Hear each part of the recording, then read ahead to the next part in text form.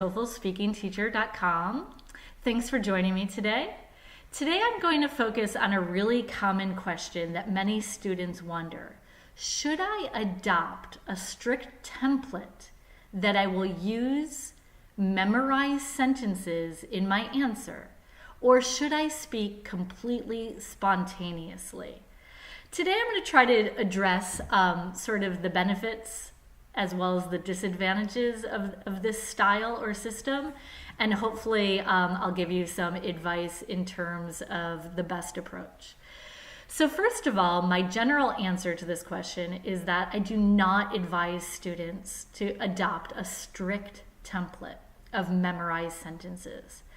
I think it's really clear, obvious, apparent to a TOEFL rater when a student has memorized sentences and it sounds very robotic or mechanical.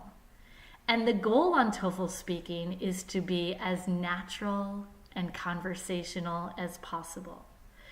So while some students get some TOEFL advice from maybe TOEFL textbook preparation programs or other online programs, they might advise you to use certain introductory phrases, conclusions, transitional words. That's fine and helpful advice. But the idea is that you don't want to sound like a robot or a person who is not speaking naturally and spontaneously. So I don't think it's completely wrong to have a few ideas of this is an introduction line that works really nice in question number 1, or when I do question number 4 and I read the academic passage, this is a nice sentence that I'll use to provide a definition for the topic. I think having that style of preparation is great. That will help students feel more confident and prepared, but we don't want to have too many memorized sentences because you will just sound unnatural. And again, we want to sound spontaneous.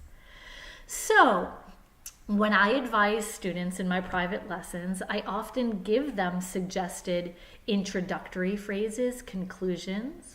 I advise students on some nice idioms that can work really appropriately in certain TOEFL questions.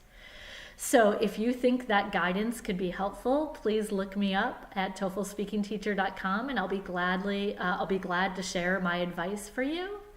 But again, if you're practicing on your own and you're trying to find a balance of should I memorize lines, should I have a strict template, I would say try to be as spontaneous as possible so that your language is as natural and conversational as possible.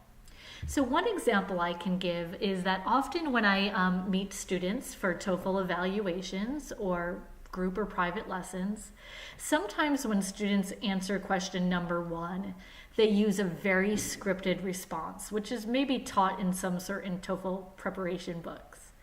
For example, if you were to talk about a place that you would love to visit, some students might say, Rome, Italy is a city that I would love to visit for 2 reasons. The first reason is ... And I often ask students to drop that very scripted opening from their response. Rome is a great city I'd love to visit for 2 reasons. The first reason is... If I were sitting in a coffee shop and having a natural conversation with my friend about a place that I would love to visit, I wouldn't use that real strict language. The first reason is, it's not very natural sounding. I would advise instead that you drop that for 2 reasons, the first reason is, and instead just use a transitional phrase. So, if I could visit any city in the world, I would love to see Rome. First of all, a trip to Rome would be a once-in-a-lifetime opportunity. I could visit the Vatican, etc., etc., etc. I would try to have a more spontaneous and natural opening line than perhaps what you've been told in a textbook to say 2 reasons. My first reason is. So that's my thought in terms of templates and whether or not you should follow them very strictly.